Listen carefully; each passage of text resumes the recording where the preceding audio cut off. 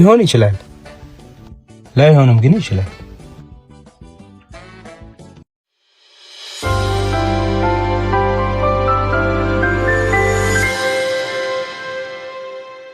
ሰላም ሰላም የኔ ውድ ቤተሰቦች እንዴት አላችሁ? እጅግ በጣም በህዝብ ዘንድ ተወዳጅነትን ያተረፉ በጣም ሲበዛ ጨዋ፣ ለትንሹም ለትልቁም ትልቅ ሪስፔክት ያላቸው ሰው ለሆነው ሰው ሁሉ የሚያከብሩ በስራቸው በጣም ሁሉም ሰው የሚያከብራቸው የሚያደንቃቸው ጨዋ፣ በእምነታቸው በጣም ጠንካራ ከሚባሉት ውስጥ ይመደባሉ። በተለይ ኢክረም ባለባበሷ ለእስልምና እምነት ተከታይ ለሆኑ ሴቶች አሪያ የምትሆን ናት።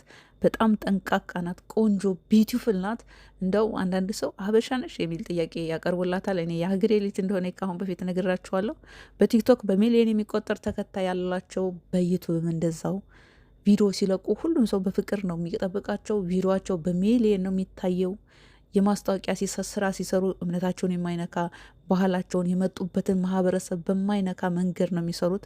አጀብ የሚያስብል ስራ ነው የሚሰሩት። ወደ ዩቱብ ብቅ ሳሉ የራሳቸውን ላይፍ ስታይል ለሌላው መማሪያ እንዲሆን የሚያደርግ ሱስ የሚያስይዝ ተከታታይ የሆነ ፊልም የሚመስል ቪዲዮ ነው የሚለቁት። በሁለቱ መካከል የቤተሰብ ጣልቃ ገብነት አጋጥሟቸው ያው የራሳቸው የግል ላይፋቸው ለተመልካቾቻቸው በቲክቶክም በዩቱብም ሸር እያደረጉልን ነበረ። በአጋጣሚ የሆነ ጊዜ ላይ ጋብታ ተፈጥሮ ሁለቱም ከሚዲያ ጠፍተው ነበር። እሱም በኢሳም ህመም ነው። ኢሳም እንግዲህ ለወራት ታሞ ወደ ቲክቶክ ብቅ ሲል በሚሊዮን የሚቆጠር ተከታይ ያለኝ አንድ ሰው እንኳን ሀይ አረ ምን ሆነ ነው የጠፋው ሳይሉኝ፣ ግን አሁን እንዴት ነህ ለምትሉኝ አሁን ደህና ነኝ።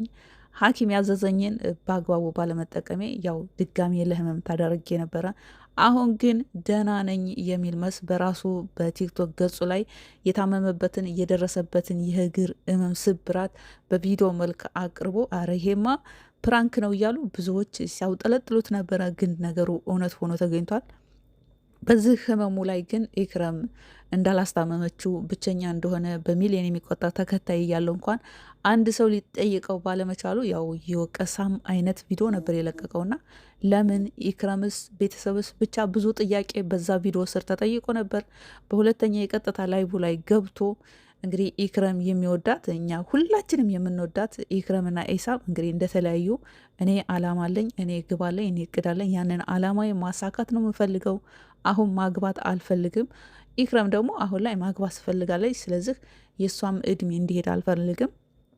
ሁለታችንም ያው ተስማምተን ላይፍ ይቀጥላል፣ ተለያይተናል የሚል መልእክት አስተላልፏል። ለማንም ሆነ ለሚዲያውም ለዩቱብ ለቲክቶክም ኢሾ መሆን አልፈልግም፣ ወይም አቴንሽን ለማሳብ ወይም ዩቱብ ላይ መተን ለእያንዳንዳችን ለየብቻችን ተለያይተናል ብለን አንደለቅም። የኛን ላይፍ በመሀላችን ማን ጣልቃ ገብቶ እንደሆነ ሁላችሁም አይታችኋል። ለእናንተ መማሪያ እንዲሆን ሸር አድርገናችኋል። አሁን ላይ ግን እኔና እሷ ጋር ያለ ግንኙነት አብቅቷል፣ ተቋርጧል የሚል መልእክት አስተላልፏል። በዛ አጋጣሚ ወደ ዩቱብ ለምን አትመጣም የሚል ጥያቄም ብዙዎች የቲክቶክ ፋሚሊዎቹ ጠይቀውት ነበረ።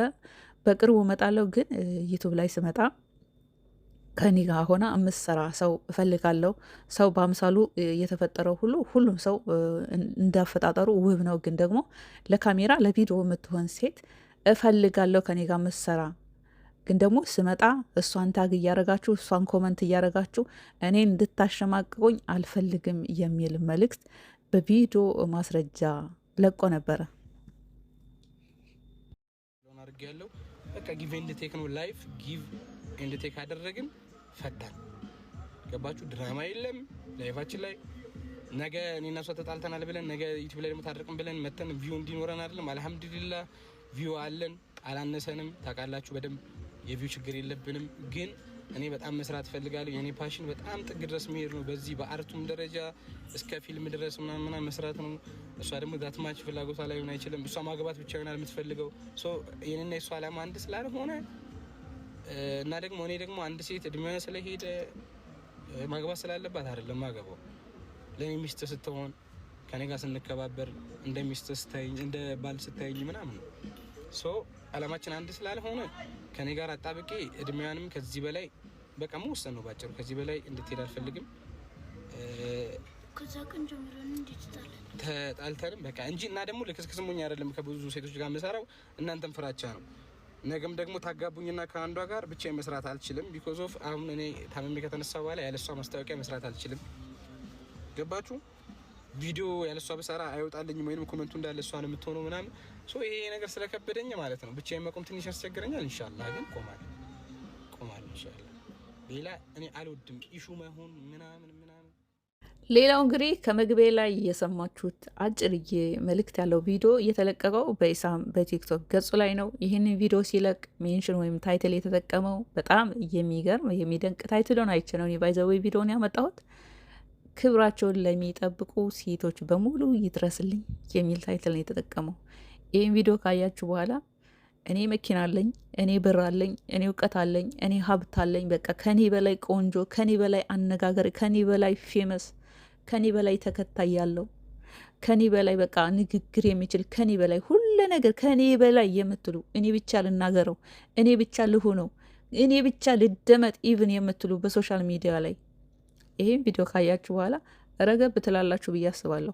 መብታችሁን፣ ራሳችሁን፣ ማንነታችሁን ዝቅ አድርጋችሁ ለሰው የምትኖሩ ኢቭን አሁንም እናንተ የሆነ አፈር ደቼ በልታችሁ ሌላው ሰው ግን ደስተኛ እንዲሆን የምትጥሩ፣ በመጀመሪያ መብታችሁን፣ ክብራችሁን፣ ራሳችሁን፣ ማንነታችሁን አስከብሩ። ይህ መልእክት እንደውም ለአረብ ሀገር እህቶች ነው የሚሆነው። አንቺ አፈር ደቼ በልተሽ፣ አንቺ ፊትሽ በማዲያት ተለብሶ፣ አንቺ 24 ሰዓት በሪፎርም በብጃማ ሆነሽ ስለ ሌላው የምትጨነቂ፣ ይህን ቪዲዮ በደንብ ስሚው። አንቺ ምንም ሳይኖርሽ እረፍት አታቂ፣ መዝናናት አታቂ፣ ወጥተሽ የሆነ ቦታ ትዝናኝ ምናቲ ኩሽና ተቀምጠሽ ለምትይ፣ ይሄ ላንቺ ነው። መብትሽን በመጀመሪያ አስከብሪ። ለሰው ትደለቅ ያለሽ፣ ለሰው ትያለሽ። አንቺ ከክሽን ሳትወጪ፣ አንቺ ከሪፎርም ሳትላቀቂ ስለ ሰው የምትጨነቂ፣ ያ ማለት ምን ማለት ነው? አንቺ መብትሽን ክብርሽን ሳትጠብቂ ለሰው የምትኖሪ ማለት ነው ባጭሩ። ይህ መልእክት ላንቺ ነው እህቴ። ከኔ በላይ ላሳር፣ እኔ ቆንጆ ነኝ፣ እኔ ውብ ነኝ፣ እኔ ሀብት አለኝ፣ እኔ ሁሉ ነገር አድሎኛል የምትይ ሁሉ ይህ ቪዲዮ ላንቺ ነው። ማንም ከማንም አያንስም። በነገራችን ላይ ማንም ሚሊነር የሆነውም ሰው ድሃም የሆነው ሰው የሚኖረው በፈጣሪ ኃይል ብቻ ነው። በነገራችን ላይ መኪና ያለው ቤት ያለው ሁሉም ለራሱ ወርቅ ነው። ማንም በቃ ለሆዱ ነው፣ ለምንም ለሌላ ነገር የሚኖር የለም። ሁሉም ሰው ከሆዱ የተረፈው ነው ለሌላ ሰው ኢቭን ሸር የሚያደርገው። ከዛ ውጭ ለምንም የሚያደርገው መኪና ይኖረው፣ ቤት ይኖረው፣ የፈለገ ሰማይ ጠቀስ ውስጥ ይኖር፣ ከሆዱ የተረፈው ነው ለሌላ ሰው ራሱ ኢቭን ከሆነ ሁሉም የሚለፋው እንደዚህ የሚግረው የሚጥረው ለሆዱ ነው፣ ለሌላ አይደለም። ስለዚህ ማንም ሁኒ ምንም ሁኒ በመጀመሪያ መብትሽን አስጠብቂ። ለራስሽ መብትሽን፣ ማንነሽን፣ ክብርሽን አስጠብቂ። ከዛ በኋላ ነው ለሌላ ሰው መቆርቆር የምትችው። ስለዚህ በአጠቃላይ ጠቅለል አድርጌ ስነግራችሁ እዛ ላይ ሆናችሁ ባለ ሀብት ነው፣ ሁሉ ነገር አለን፣ ቆንጆ ነው፣ ውብ ነን፣ አነጋገራችን ተመልካች አለን፣ ፌመስ ነን ምናምን ብላችሁ የምትቆልሉ ከፌመሶች፣ ከቆንጆዎች፣ ከባለ ሀብቶች ከሁሉም እኛ ወርቅ ነን። ራሳችንን፣ ክብራችንን፣ ማንነታችንን አስጠብቀን በዜሮ ወርቅ ነን እኛ ራሳችን። በተለይ አረብ ሀገር ያላችሁ እህቶች ራሳችሁን በመጀመሪያ አስጠብቁ፣ ማንነታችሁን በመጀመሪያ አስከብሩ። ከዛ በኋላ ነው ለሌላ ሰው የምትኖሩት። ይህ ቪዲዮ በአጠቃላይ ለእናንተ ነው። ይመቻችሁ።